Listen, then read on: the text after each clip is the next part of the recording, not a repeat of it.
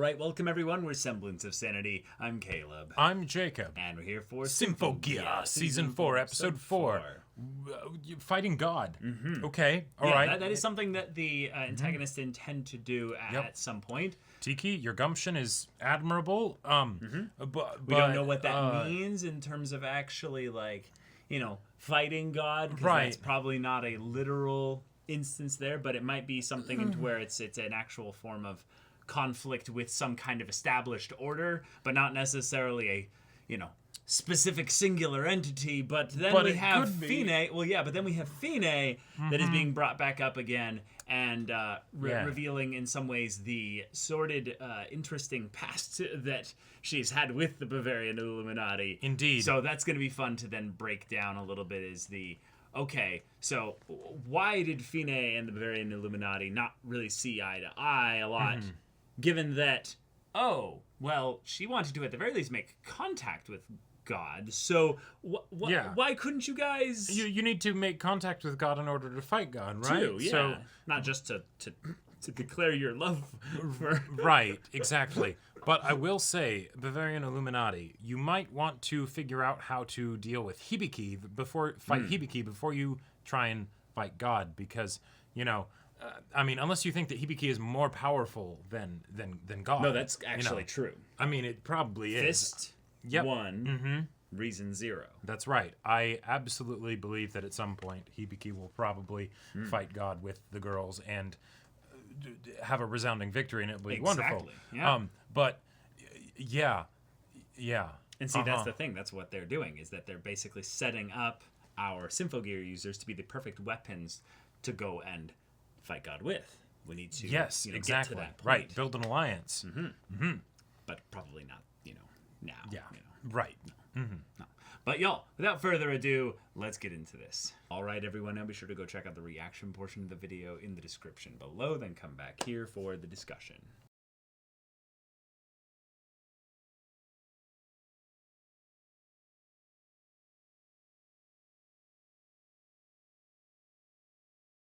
Ah, yes. It's a no. Because if it was a bomb, the alarms would go off because all these hotels have bomb senses. Yeah. Yes. Adam-ized things. Indeed. He split the atom. In fact, we split the atom's bottom half away from the screen so that we didn't have to see all that. That's right. But the alchemist did. And, of course, they're not a fan of his exhibitionist ways. It's a tough world, Adam, we live in. Right. But, okay. Yeah, he's here. They've done some fighting. The Bavarian Illuminati has some new duds. They have philosopher's stones. Right, that they fuse with their bodies in order to make the Faust robes, which are cool. Basically insanely powerful alchemical weapons. Right, and it feels very, very similar to Symphogear, with even down to the relics and all that stuff and except that we were very clearly showing that they had killed potentially up to 74,000 humans to potentially fuel these philosopher's stones. And that now makes sense as to, okay, that's why they were counting the deaths. They were probably trying to hit that critical mass of 25,000 deaths per stone or something like that. Right. But okay, gotcha. Cool. But they are very much not on friendly terms necessarily with Adam, because he shows up and all of a sudden they're like, well, we got to get out of here. I guess Adam's he's doing not his synergizing thing. with us at all. He's just throwing this down there. If we had died, I guess he wouldn't have cared. Yep, and we have been working separately from him up until now. He hasn't been involved in the stuff that we're doing, So, okay, that's cool. But we also got the ever-important question of Hibiki being like, I've been around this block a few times. Okay, cool. You've got some grand vision. You're trying to help people. How are you going to do this? Because if it's not, if it's not something that I have a problem with, then we'll help you out. Yeah. And Saint-Germain's just like, wait, real shit? Exactly. Actually, But then all of a sudden, Adam shows up, and it's like, okay, that's a good way to have it be something where the question is broached, but not actually have it necessarily be something where it's resolved and then, oh, hey, we're friends, and why were we even fighting? And, okay, now we just need to fight Adam or something like that. Yeah. And it's just such a it's such a cock tease of a show where they're basically like, oh, cool, the thing that makes logical sense to bring up, Hibiki, you bring it up. Oh, wonderful. Oh, but sorry, naked random bad guy show up to make nuclear bomb because, well, we were talking about World War II and Japan and Germany and, the end of the war and special, ways to end the war. And, oh, look, the thing that ended the war in a very dramatic way. And if we're going to have a dude be in the conflict, like, legitimately, not like Genjiro on the sidelines, if we're going to have a dude be in the conflict, then he has to be much better than everyone else. No, I think that's the thing, is that he's not necessarily better because he's not using Faust robes. He's just transmuting an area. So by basically doing nuclear fission here, he was just trying to make gold out of this entire area here. In order to do that, he had to split atoms, basically. Yeah, which is just, okay, that's nuts. Also, the visuals for the big boom itself was pretty wonderful. I loved that they showed that the ground around it was like cratered and glassed because yes, carbonized. Yeah. Right, if you have something that hot, it will melt the ground itself, right? So that's something that for some reason I don't see that often in any kind of story that has some super big explosion. But so that was a nice little nerd. Yeah, that was a cool detail there. But yeah, we're teasing Saint-Germain's story. She was trying to take care of her starving mother and herself, but her mantra of no one should be oppressed, from when we were introduced to her, starting to make a little bit more sense here. Yeah. And maybe she's seen enough death to where she kind of understands basically how death can fuel the motivation and the desire for a dream. Or potentially even literal power. Or even literal power in that regard. So that might be where her inherent kind of contradiction lies, where the line is between the contradiction. Sure. But there's that. And then Cagliostro, or Perlati, I keep forgetting which is which. Cagliostro is the frog girl. Oh, okay. Yeah. So then Perlati went to go just tussle with Primary Colors team and made some of the best there were some fantastic one-liners and things in there. But okay, playing the Maverick. Yeah. So this is my problem with Symphogear villains, is that they never really show, I would say, enough humanity or really reasons for these early stages where we're getting to know them, to where I'm like, right, okay, who are they? It's like, no, we need excuse number 12 to make a fight here. Well, to the point that they almost don't even give the excuse. No. It's something where I am all for having hey, we know that what this is mainly about is showing some really dope shit happening. We gotta have a fight. We gotta have fights. And a transformation and music transformations, and all that singing. Yeah, and cool poses and things like that and stuff. Yeah. It's yes, go for it. Yeah. But what is the point? At this point, it's almost like a fatigue thing of where it's I feel like season 2 in a lot of ways spoiled us. It kind of spoiled us basically because the switch was that we actually got to know the villains.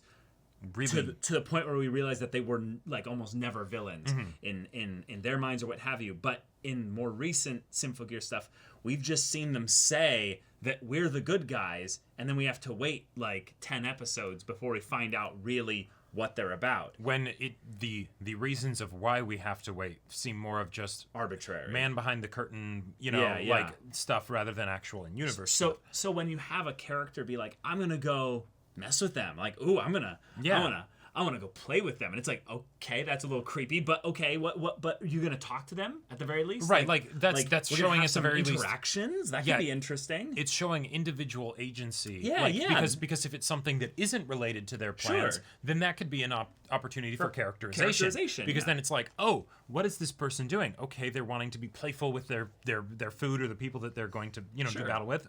All right. But or maybe they just haven't encountered Symphogear users in such a long time, or maybe ever, that it's oh, this is fun. That's gonna be interesting. And then it's okay. Right. Okay.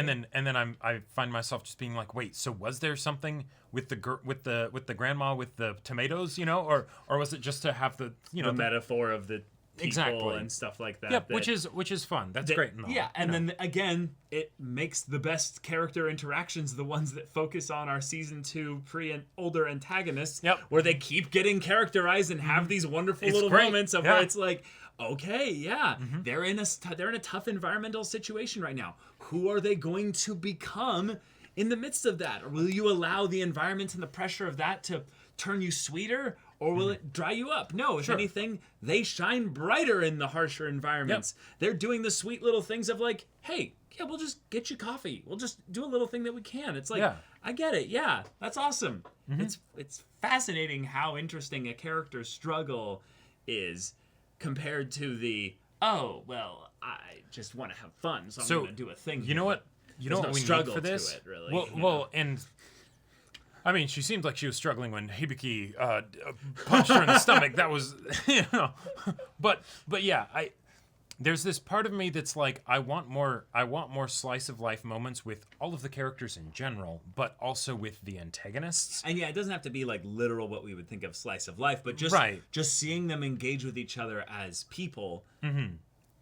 And getting to know them, because I feel like when we have these moments here where they're like in the bedroom, for instance, they're kind of each giving their shtick, and they each have their tick with the way they talk and stuff like that. And it's like, okay, I see how they're different, kind of, but I really don't see motivation, goals, humanity. Yeah, the biggest, like, I also don't see amidst their shticks and and sort of like different colored hats that they wear, kind of a thing. Basically, yeah. I don't see the dynamics that they have with each other as solidly.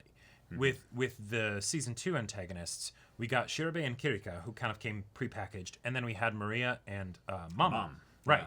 So that was something where it's like, oh, okay, I see how these people interact. The strongest example of that I feel like I have so far is Cagliostro being kind of just like fed up with everybody's bullshit, of just being like, so basically, I have to deal with these people, Yeah, basically, Right. But, it's I want more. I want to see, like, especially given that these people have been around for hundreds of years. I would think they would know each other very well. Yeah. Right. That's the other thing is it's really tough, I would say, writing compelling immortal characters. Oh, sure. Because, well, for one, it distances them from a lot of human struggles. Yeah, but then you kind of have to lean into that a little bit and show some things about that. While they seem to all be very single-minded, that's a good place to start. I will draw attention to kind of Fine in a lot of ways, in that Fine was an immortal that also had like lots of very, I would say, like varied kind of aspects to her. And that might just be a structural thing of where we need to have the enemy squad. Right, because a single antagonist is a lot harder to do, especially as the cast of protagonists gets a lot bigger. Well, yeah, and the pacing will just end up being a lot slower. Sure. With 1 versus 3 to 4, because you just can't go as in depth into things like that. So maybe that's just it, and we just have to rely on this formula. I guess with this one here, with comparing it to season 3, I feel like in season 3, for a long time, we didn't know what the plan was. Sure. And that's kind of the case here, but I feel like with this one, it's that we don't know exactly what the motivations for the plan is. Well, I think we do kind of actually know what the motivation is. It's very similar to what Fine's goal was. But I think the difference is that... fighting God. Right, but I think the difference is that Fine wanted to restore things to the old way, and the alchemists seem to want to do the same thing as well. The difference as to is what the god element involved is. So I would say, if anything, I understand maybe the team goal, if you will, but I don't understand why they individually care about that goal specifically. Yeah, and that's what I was trying to get at. And I think that's something that can be a bit more of a stark absence, because like I can't remember exactly when we got a lot of the stuff with Carol of knowing why she was so resentful in the whole situation with her dad and things like that. I don't remember. remember it being. It might have been later into it, but yeah, I want to get to know these characters more because I feel like there's a lot of really interesting things that could be gotten into, given that their goals are so big, and there's already the inherent contradiction with Saint-Germain. Well, Adam as well, but also Saint-Germain of no one should be oppressed. Now let's collect 75,000 souls or whatever. You know. What's that all about? Like, how do you rectify those two things? You know? So I find Saint-Germain in the build-up thing to be the most interesting here because her ideals feel the most in conflict with what she's doing. They're actually doing. So that's a contradiction that's inherently interesting if you can actually go and explore that. But Adam showing up here and kind of having this build-up from before where it's like, Adam doesn't seem to be someone Saint-Germain respects or gets along that well with. There seems to be this tension where it's like Adam's the leader for sure, but Saint-Germain seems to be the one that's boots on the ground getting shit done. That could be where she's got some resentment in that regard, is that Adam doesn't walk the walk, basically. Sure. He just talks the talk. And that could actually be a really interesting dynamic now that I think about it, if Adam sticks around, because maybe, he isn't around right now because whatever reasons. He has his own reasons and he doesn't play well with the team. Yeah. But now that he's here as such an aggressively dissonant character to the rest of the group, that could be a fun way to bring those other sides of the characters to the surface. Yeah, they certainly can struggle, for Saint-Germain. They can struggle internally. Right, and then they could also interact with each other of like, oh, I can't believe that he's here doing his thing again. Oh, I don't think he's that bad. He's a bit crazy maybe. And they are building up that with Tiki being the one who is obsessed with Adam. That's true. They are very much trying to set up the idea that Tiki is the odd one out in that regard. Nobody else sees Adam that way. That is very much a Tiki thing. Right. Now, why that's the case, don't know.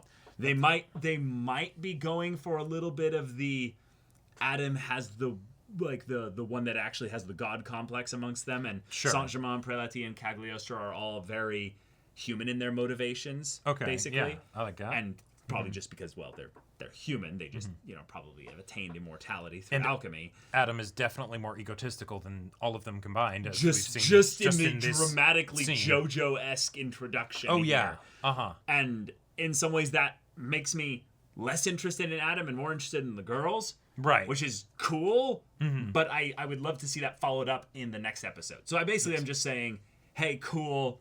The end of the episode set us up for a pretty cool bit of conflict on the antagonist side of things. Oh, yeah. Especially since Hibiki basically was like, white flag? I parlay? Right. And then Saint-Germain didn't go, our goals are beyond your comprehension. She was just like, ooh. Yeah, like it intrigued her. Had to be interrupted, right? Which, thinking from like a weird meta way, it could be that, maybe if Adam hadn't shown up here, darn, that's inconvenient.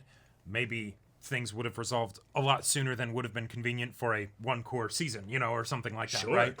But that is something that I could love to see Adam be like, were you actually thinking of like allying with Symphogear users or something? Right. It's like, did you forget what we're doing here? And it would kind of make sense because if they're wanting to fight God, right, and they're granted using the Symphogear users to figure out how to better their own abilities and things like that. Okay. Having them as allies seems like a natural conclusion, right? Of like, hey, you're also very strong. That hamster Hibiki punches really, really hard. Yeah, it might be a trust thing where they're just like, we've known each other for hundreds of years. You guys are newbies.